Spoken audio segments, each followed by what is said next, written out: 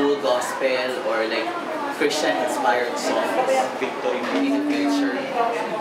Or may fear ka of doing that one? Kasi di ba, even though naman may certain market, but then baka may fear ka na hindi naman siya mag-hit or whatever, di ba? Very limited yung... Siguro kung fear, parang wala namang fear. It's just siguro being strategic and wise. Kasi parang siguro in season. Kunyari itong All About Love, nilabas ko nung ako ay wala pang alam sa pag-ibig. Parang feeling ko hindi siya hinog. Parang siyang hinog sa pilit, yung kinalburo, ang asim. Parang dilaw outside, pero hindi siya real.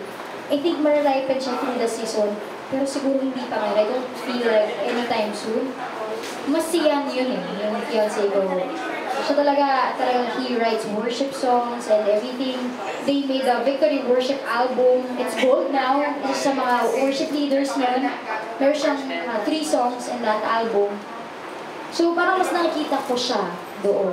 It's siguro magkaibang, parang we are like one body pero magkaiba yung function. Maybe I'm in this as platform, dito siya sa platform na to. So I will wait for the right time na pwede na ako doon. And na pangarap ko rin yun gumawa ng, siguro hindi naman yung parang totally parang worship album. It's more inspirational like Tito Gani. Christian contemporary na parang inspirational. It's a lot of people parang sa pag narinig na parang gospel ganito ganyan, mas lalo silang parang naiiki So parang yun yung atake na naiisip ko is more of inspiring people. Kasi may mga sulat din talaga ako ng mga kanta talaga na worship, tas parang sobrang straight na parang pag sinabi, pag pinakagasigol na sabihin lang, baka hallelujah naman singing, kala mo naman, end of the world na bukas. Mga ganun. So that's something that I don't want to do. Kasi, syempre, we want to reach more people.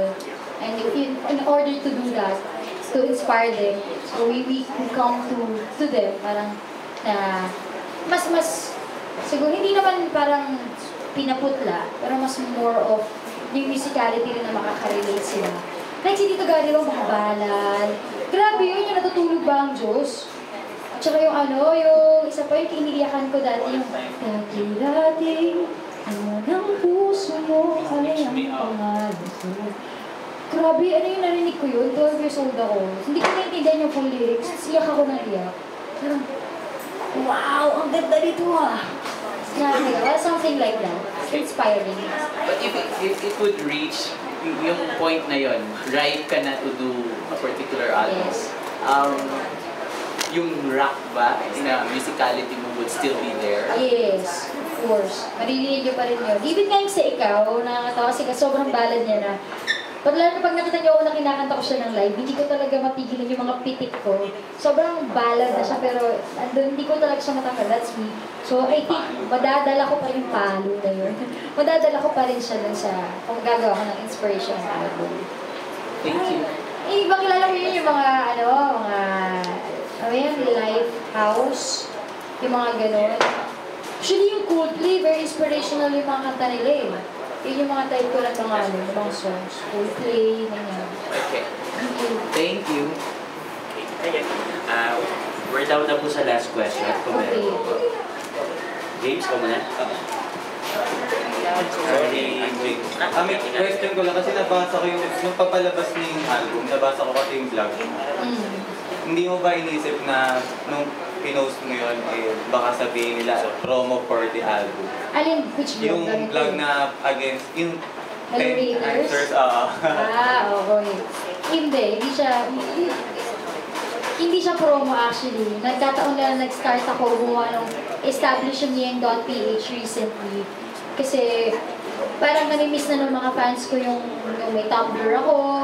Ever since naman nagbo-vlog ako Pero may season lang talaga. Pag tinatamad ako magsulat, hindi ako nagsusulat. Pero I commit to myself na parang kailangan ko laging magsulat. Kasi it's parang another way of connecting to my supporters.